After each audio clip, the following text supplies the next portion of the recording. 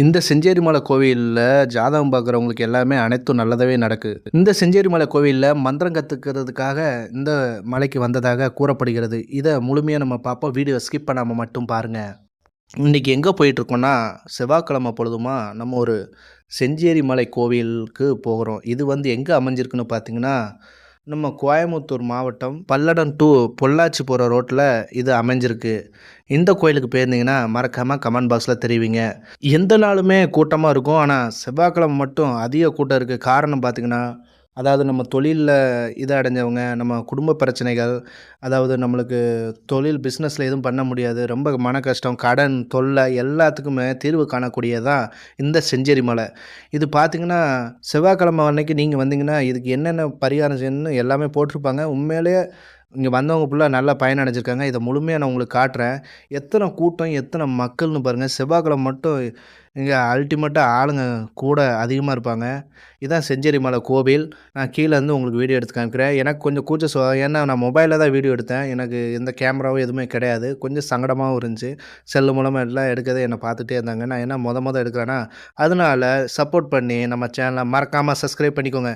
இது பிள்ளையார் கோயில் பார்த்தது. நம்ம அந்த கோயிலில் சாமி கும்பிட்டு இங்கே வரணும். இந்த சாமி பேர் என்னன்னு தெரியல. இது தண்டாபணின்னு கீழே 2 கோயில் இருக்கும். இந்த 2 கோயிலையும் வணங்கிட்டு நம்ம படி மேலே ஏறணும். படி மேலே பார்த்திங்கன்னா மொத்தம் 285 படி மலை மேலே.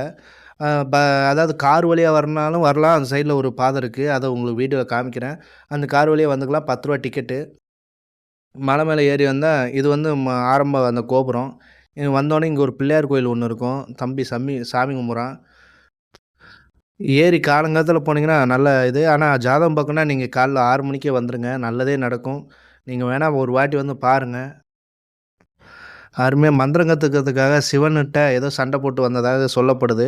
ஆனால் என்னென்னு முழுசா தெரில. ஆனால் இன்னொன்று, இந்த பிள்ளைங்க தவறு செய்கிறது எனக்கு கொஞ்சம் கூட பிடிக்கல.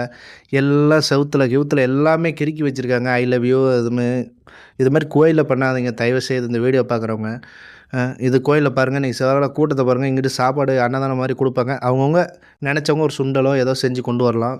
பாருங்கள், செவ்வாய்க்கிழமை பொழுதும் எல்லாம் வரவங்க ஃபுல்லாக பணக்காரங்கலேருந்து ஏழையிலேருந்து எல்லாருமே வராங்க.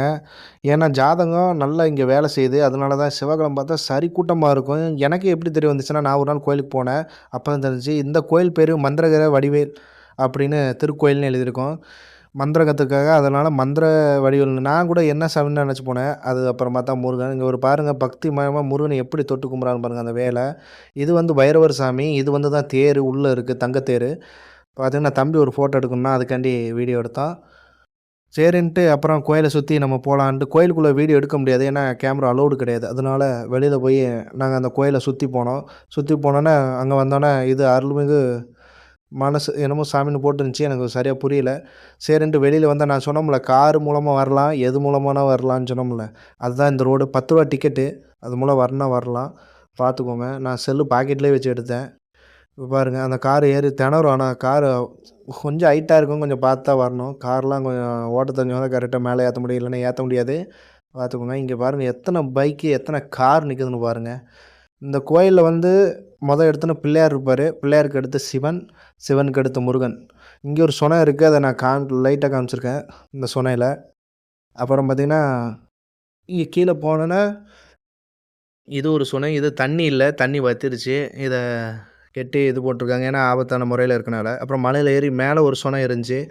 இந்த சுனையில் அங்கே ஒரு இது மாதிரி தெரியும் பாருங்க. அங்கே தான் தீப்பந்தம் ஏற்றுவாங்க போல இருக்குது. இந்த கார்த்திகை தீபம் அதுக்கெலாம் ஏற்றவங்களுக்கு அங்கே ஒரு தெரியுதுங்களா கருப்பாக அந்த இது.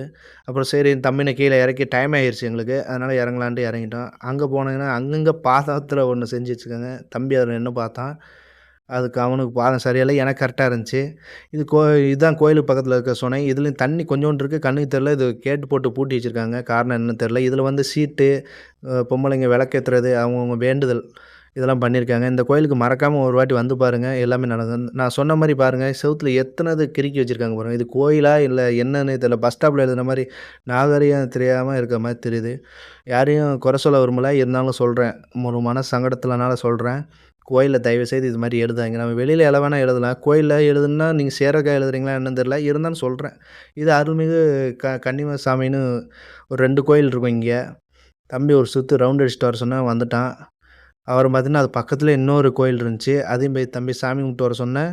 சாமி கும்பிட்டு வந்தேன். நான் இத்தனை வாட்டி கோயில் வந்திருக்கேன். இந்த கோயில்லாம் பார்த்ததில்ல. அப்புறம் தான் எனக்கு தெரிஞ்சுச்சு சைடில் கோயில் இருக்குன்னு. நாங்க பாட்டுக்கு வந்தோனே ஏறியது. ஆமா. இது பக்கத்துலயே ஒரு மலை இருக்கு.